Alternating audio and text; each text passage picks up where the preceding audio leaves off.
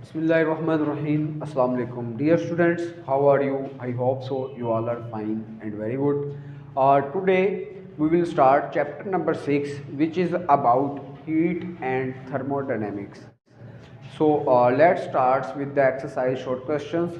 So our first question of the exercise, which you can see on the board, is state second law of thermodynamics in two different form. Second law of thermodynamics को दो मुख्तलिफ शक्लों में लिखना है। तो ये दो statements है, एक को केल्विन प्लांक स्टेटमेंट कहते हैं, केल्विन प्लांक स्टेटमेंट। ये क्या है जी? इसमें ये केल्विन ने एक स्टेटमेंट दी कि कोई भी हीट इंजन हम आइडियल हीट इंजन जो 100% एफिशिएंट होता है उससे ज़्यादा एफिशिएंसी का नहीं बना सकते। फिर उसके बाद सेल्सियस स्टेटमेंट क्या है? It is impossible to cause heat to flow from cold to hot body without expenditure of work. तो दूसरी स्टेटमेंट है सेल्सियस स्टेटमेंट। इसका क्या मतलब है? सेल्सियस स्टेटमेंट का मतलब ये है, सेल्सियस स्टेटमेंट का मतलब ये है कि ऐसा पॉसिबल नहीं है कि कूल्ड रिजर्वायर से भी किसी ठंडी चीज़ से गर्म चीज़ की तरफ हीट ट्रांसफ़र हो बगैर वर्क किए। तो ये दो स्टेटमेंट्स है, ये सेकंड लॉ ऑफ थर्मोडायनेमिक्स की इन दो लोगों ने दी, तो इन दोनों को आपने इसमें लिखना है। फिर उसके बाद नेक्स्ट क्वेश्चन नंबर 4 है, it is possible to construct a heat engine of 100% efficiency explain. 100% efficiency का रियल लाइफ में हीट इंजन बनाना इम्पॉसिबल है। क्यों इम्पॉसिबल है? बिकॉज जब कोई रियल लाइफ में आप हीट इंजन बनाते हैं तो उसमें बहुत सारी हीट मुख्तलिफ शक्लों में लॉस होती है। आइडियली तो ये करेक्ट है 100% एफिशिएंसी, लेकिन प्रैक्टिकली इट इज़ इम्पॉसिबल। फिर उसके बाद जो आपके पास आइडियल हीट इंजन होगा वो 100% एफिशिएंट होगा, लेकिन रियल में ऐसा पॉसिबल नहीं है। और वैसे भी सेकंड लॉ ऑफ थर्मोडायनेमिक इसी चीज़ को बताता है कि सेकंड लॉ ऑफ थर्मोडायनेमिक क्या कहता है कि there is no heat engine which is exactly ideal, यानी कि आइडियल नहीं हो सकता, 100% एफिशिएंट नहीं हो सकता। क्यों? क्योंकि कुछ ना कुछ हीट हॉट रिजर्वायर से कोल्ड रिजर्वायर में वेस्ट ज़रूर होगी। उसके बाद फिफ्थ क्वेश्चन है, differentiate between reversible and irreversible reactions. Reversible reactions वो होते हैं कि जो एक कंप्लीट रिएक्शन, कंप्लीट एक सर्किट पूरा करने के बाद वापस अपनी असल हालत में, जिसमें जो आपके पास वर्किंग सब्सटेंस है वो असल हालत में वापस आ जाए, तो ऐसे प्रोसेस को कहते हैं रिवर्सिबल प्रोसेस। रिवर्सिबल प्रोसेस को दोबारा समझ लें कि ऐसा प्रोसेस कि जिसमें तमाम के तमाम प्रोसेसेस होने के बाद, यानी कि एडियाबैटिक एक्सपेंशन हो, यानी एडियाबैटिकली कोई चीज़ फिलाओ करे, फिर आइसोथर्मली फिलाओ करे, आइसोथर्मल एक्सपेंशन, फिर उसके बाद एडियाबैटिक कंट्रक्शन हो, कंप्रेशन जिसको कहते हैं, कंप्रेस हो गैस या कोई भी वर्किंग सब्सटेंस, फिर आइसोथर्मल कंप्रेशन हो, यानी कि चारों फिनोमिनाज होने के बाद अगर अपनी असल हालत में सिस्टम वापस आ जाता है, रीट्रेस कर लेता है इट्स ओरिजिनल पोजीशन, तो हम कहेंगे कि ये एक रिवर्सिबल प्रोसेस है।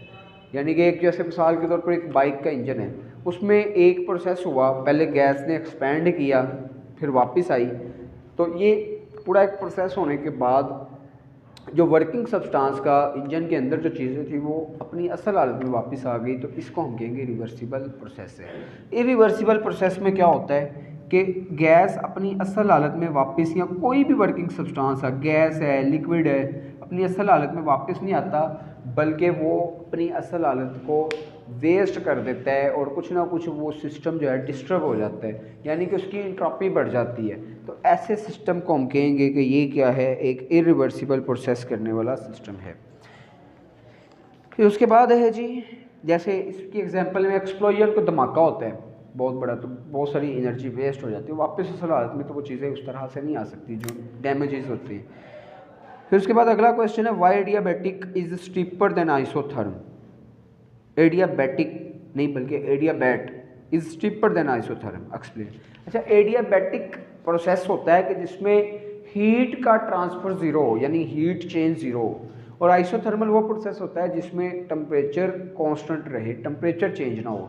तो इसमें से एडियाबैट यानी कि एडियाबैटिकली जब कोई प्रोसेस होता है तो एडियाबैटिकली प्रोसेस के जो एक ग्राफ बनता है उसको एडियाबैट कहते हैं, और आइसोथर्मल प्रोसेस का जो ग्राफ बनता है उसको आइसोथर्म कहते हैं। ये बेसिकली प्रेशर और वॉल्यूम का जो ग्राफ होता है, पी डेल्टा वी ग्राफ जो होता है, वाई एक्सिस पे आप प्रेशर लेंगे, एक्स एक्सिस पे वॉल्यूम लेंगे, तो ये जब ग्राफ बनाएंगे एडियाबैट का, एडियाबैट थोड़ा सा स्टीपर बनेगा, यानी कि कांस्टेंट हीट पे जब ग्राफ बनेगा ना वो इस तरह का बनेगा, जबकि आइसोथर्मल थोड़ा सा सीधा बनेगा। इसकी देखिए स्टीपर होने, ये एडियाबैटिक है।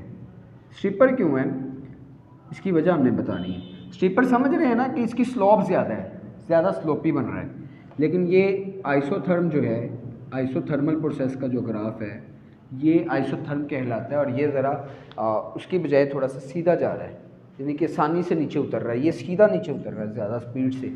तो ये ऐसा इस वजह से होता है कि जो एडियाबैटिक प्रोसेस होता है इसमें प्रेशर और वॉल्यूम के ऊपर एक कांस्टेंट आता है जिसको गैस कांस्टेंट कहा जाता है, और ये इक्वल टू कांस्टेंट होता है। लेकिन इसमें प्रेशर वॉल्यूम के ऊपर जो कांस्टेंट होता है उसकी वैल्यू 1 होती है, यानी कि वो नहीं आता। तो ये बेसिकली जब इस कर्व का हम ग्राफ, इस दोनों क्वांटिटीज प्रेशर और वॉल्यूम के दरमियान ग्राफ लेते हैं तो वहाँ पे क्योंकि एक पावर आ जाती है जिसकी वजह से वो जल्दी जो है ना वो डिक्रीज होता है। लेकिन इसके केस में जितना प्रेशर कम होगा उतना ही वॉल्यूम कम होगा, यानी उतना ही वॉल्यूम बढ़ेगा। जब इसको थोड़ा सा हम सॉल्व करेंगे ना तो P V is equal to constant है, इसको के कह देता हूँ, तो ये इधर आ जाएगा के ओवर वी। जब इन दोनों के दरमियान ग्राफ बनाएंगे तो जितना प्रेशर बढ़ेगा उतना वॉल्यूम कम होगा, इन्वर्स प्रोपोर्शनल है ना। अगर इसको ऐसे लिख दूँ 1 ओवर वी, तो प्रेशर के बढ़ने से वॉल्यूम कम हो रहा है, तो देखें यहाँ पे क्या हो रहा है, या प्रेशर कम होने से वॉल्यूम बढ़ेगा, तो प्रेशर कम हो रहा है वॉल्यूम बढ़ रहा है। हो इसमें भी ऐसा ही रहा है, लेकिन इसमें क्योंकि वॉल्यूम के ऊपर एक पावर है इसलिए वॉल्यूम जो है वो जल्दी से कम हो रहा है। तो ये बेसिकली इसकी रीज़न है। उसके बाद जी ये आपने इसकी रीज़न लिख देनी है कि ये क्योंकि एक गैस कांस्टेंट वॉल्यूम की पावर में आ जाता है, इस वजह से ज़्यादा स्टीपर होता है। बाकी इसकी ज़्यादा एक्सप्लेनेशन में जाने की ज़रूरत नहीं है, आप इसकी फ़िज़िकल इंटरप्रिटेशन भी लिख सकते हैं। कि फ़िज़िकल इंटरप्रिटेशन ये होती है कि देखें कि जब किसी भी गैस को बग़ैर हीट ट्रांसफ़र किए, एक गैस है उसके अंदर से हीट नहीं निकल रही लेकिन आप उसको कंप्रेस कर रहे हैं, तो वो कंप्रेस होते हुए देखें थोड़ा सा प्रेशर हमने कम किया, यानी कि ये हमने कंप्रेस नहीं किया बल्कि क्या किया, एक्सपेंड किया। प्रेशर कम होने का यही मतलब होता है ना, वॉल्यूम बढ़ने का यही मतलब होता है ना कि एक्सपेंड हो रही है गैस। जब वॉल्यूम बढ़ेगा तो वॉल्यूम थोड़ा सा बढ़ा तो प्रेशर बहुत ज़्यादा कम हो गया, यानी वॉल्यूम थोड़ा सा बढ़ने से प्रेशर बहुत ज़्यादा कम हो रहा है। तो ये बेसिकली क्या मतलब है कि उसकी हीट का ट्रांसफ़र नहीं हो रहा, सारी की सारी जो वॉल्यूम को एक्सपेंड करने में जो वर्क है ना सारे का सारा वो इंटरनल एनर्जी की वजह से हो रहा है। यानी कि जो एक्सपेंड जब कोई चीज़ होती है तो वर्क होता है ना, तो वो एक इंटरनल एनर्जी कर रही है वर्क, और इंटरनल एनर्जी जब वर्क करती है तो वो कम हो जाती है, जब कम होती है तो उसकी वजह से प्रेशर जो है काफ़ी कम हो जाता है। लेकिन उसमें ऐसा नहीं होता। तो खैर फिजिकल इंटरप्रिटेशन अगर आपको समझ आ जाए तो आप लिख दीजिएगा, अदरवाइज़ आप उतना ही कर दें। फिर उसके बाद 7 क्वेश्चन है, a refrigerator transforms heat from cold to hot body, does this violate the second law of thermodynamics, justify your answer. जो रेफ्रिजरेटर है ये कूल टू हॉट बॉडी, यानी कि देखें रेफ्रिजरेटर में क्या होता है, गर्म चीज़ हम रखते हैं वो ठंडी हो जाती है, यानी गर्म से ठंडी की तरफ हीट ट्रांसफ़र होती है। यानी कि उसके बाहर एक गैस का सिलेंडर लगा होता है जिसको उसकी बॉडी के अंदर से जो है ना साइडों से गुजारा क्या होता है रेफ्रिजरेटर की। अब उसको कंप्रेसर कहते हैं। जब कोई गर्म चीज़ उसमें रखते हैं तो उससे हीट अब्जॉर्ब करता है, यानी हीट। वैसे तो हमने ये देखा था सेकंड लॉ ऑफ थर्मोडायनेमिक में कि हीट जो है हॉट रिजर्वायर से कोल्ड रिजर्वायर की तरफ जाती है, लेकिन यहाँ पे तो ऐसा हो रहा है कि कोल्ड रिजर्वायर से हॉट रिजर्वायर की तरफ जो है ना हीट ट्रांसफ़र हो रही है, यानी कि अंदर का हिस्सा ठंडा है, जो रेफ्रिजरेटर के अंदर वो कोल्ड है, ठंडा है, तो वहाँ से हीट निकल के बाहर यानी कि इन्वायरमेंट जो गर्म है वहाँ पे जा रही है, तो ये कूलेंट प्रोसेस हो रहा है। तो क्या ये सेकंड लॉ ऑफ थर्मोडायनामिक को वोलेट करता है? नहीं, ऐसा बिल्कुल नहीं है। कि सेकंड लॉ ऑफ थर्मोडायनामिक ये कहता है कि जब हीट जो है कोल्ड से हॉट पे भेजनी है ना तो उसके लिए आपको वर्क करना पड़ेगा, और वो वर्क उसका जो गैस का कंप्रेसर होता है वो करता है। जो हम इलेक्ट्रिसिटी उसको प्रोवाइड करते हैं, एनर्जी प्रोवाइड करते हैं, उससे वो वर्क होता है। फिर उसके बाद 8 क्वेश्चन है जी, explain briefly heat death of universe in terms of entropy. Heat death का मतलब है, ये एक कॉन्सेप्ट है कि जैसे जैसे कोई भी सिस्टम वर्क करता है ना, उसकी एंट्रोपी बढ़ती जाती है, यानी उसकी जो प्रोसेस है उसका वो ज़्यादा रीअरेंज, मतलब उसको जो है ना वो अरेंजमेंट उसकी ख़राब होती जाती है। तो जैसे जैसे अरेंजमेंट ख़राब होती है, एंट्रोपी बढ़ती है, तो एक ऐसा वक्त आता है कि जब उसकी एंट्रोपी इतनी ज़्यादा हो जाएगी, इस पूरे यूनिवर्स में ना हर वक्त एंट्रोपी बढ़ रही है, मतलब इस यूनिवर्स में जो जो प्रोसेसेस हो रहे हैं ना जिसमें हीट लॉस हो रही है, तो एंट्रोपी बढ़ती जा रही है।